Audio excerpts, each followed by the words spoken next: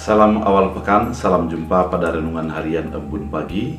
Hari ini mari kita menjalani setiap aktivitas kita pada awal akhir daripada bulan April ini di dalam tuntunan dan arahan daripada firman Tuhan. Oleh karena itu, sebelumnya kita bersatu di dalam doa.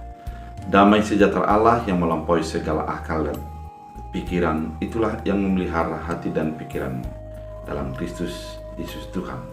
Amin. Saudara terkasih, firman Tuhan untuk kita dari 1 Raja-Raja 20 ayat 11. Dalam bahasa Batak Angkola dikatakan, dia lurusi Raja Ahab dok hamuma tu Raja Ben Hadad anggo tentara natutu bangga do pakilala ana dung silung marporang nada dok pakso marporang. Dalam bahasa Indonesia, tapi Raja Israel menjawab katanya, katakanlah orang-orang baru menyandangkan pedang, janganlah memegangkan diri seperti orang yang sudah memenangkannya. Demikian firman Tuhan. Saudara terkasih di dalam Kristus Yesus, secara khusus perikop ini pasal 20 menceritakan perperangan yang dilakukan oleh orang Aram menuju kepada kepungan kepada Samaria. Namun ada pendapat ataupun serangan juga yang dilakukan kepada orang Israel, di mana Ahab yang memimpin sebagai raja pada saat itu. Orang-orang yang ada yang mau menyerang daripada bangsa Israel itu memperlihatkan bahwa kesombongan, di mana Raja Aram mengatakan dia akan memiliki istri, harta dan juga emas yang dimiliki orang Israel dan orang-orang yang dikepungnya, sehingga sepantasnya mereka menyerahkan diri tanpa berperang.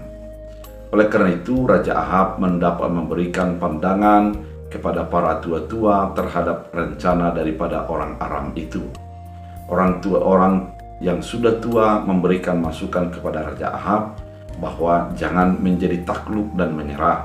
Biarlah Tuhan yang berperkara atas ancaman yang terjadi. Keadaan ini membuat sebuah semangat yang baru kepada Raja Ahab yang merupakan raja orang Israel pada saat itu, dengan mengatakan, jangan memegahkan diri sebelum berperang, karena engkau masih mengangkat senjatamu untuk berperang. Oleh karena itu, jangan terlebih dahulu membanggakan diri atas apa yang terjadi.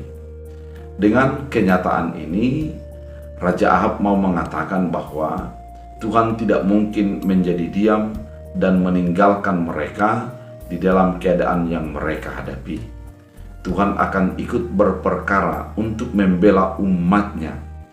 Dan selain itu, pesan ini mau mengatakan bahwa jangan menganggap diri menang dan sudah menjadi diberikan Tuhan kemenangan. Karena yang sesungguhnya Tuhan masih ada, akan membela dan memberikan kekuatan kepada umat yang dipilih dan dikasihi oleh Allah. Saudara terkasih di dalam Kristus Yesus, firman Tuhan ini mau membuat sebuah pemahaman dalam kehidupan kita.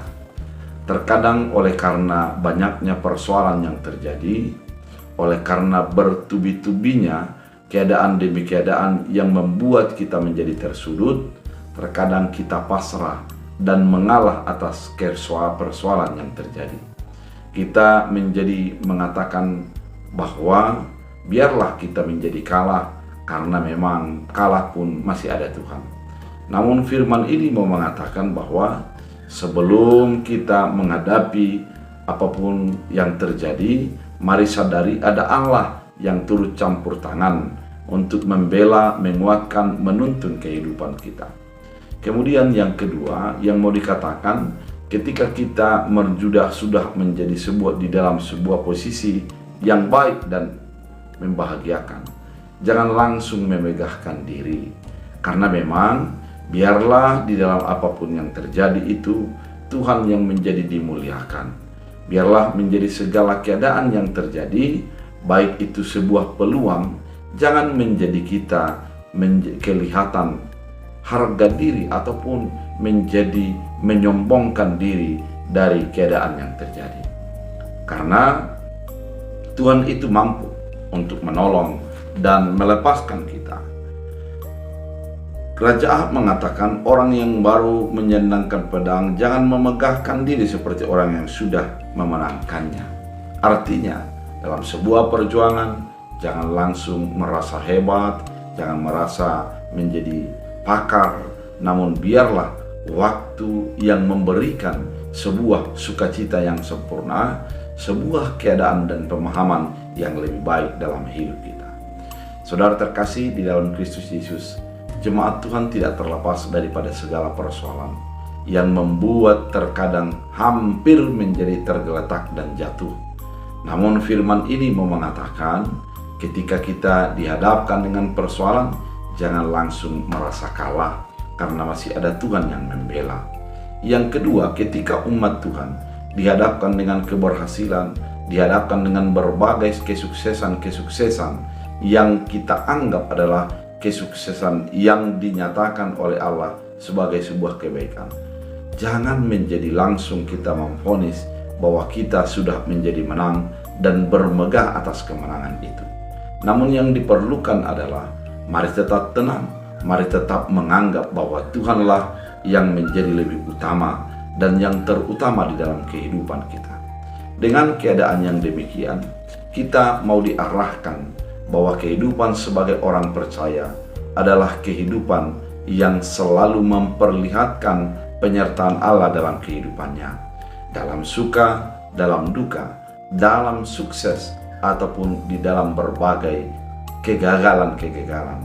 Mari lihat Tuhan yang selalu menopang, membimbing dan memberikan yang terbaik dalam hidup kita.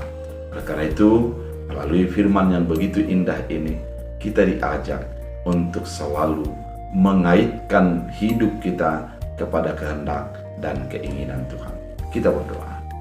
Terima kasih Tuhan atas firman yang begitu indah, sebagaimana Raja Ahab yang mendapat tantangan daripada raja-raja yang ada pada saat itu. Namun dia selalu fokus kepada keinginan Allah. Biarlah penyertaan Tuhan menjadi nyata dalam hidup kami sepanjang hari ini, sehingga kami hidup di dalam damai sejahtera, hidup di dalam memuliakan dan menyenangkan hati Tuhan.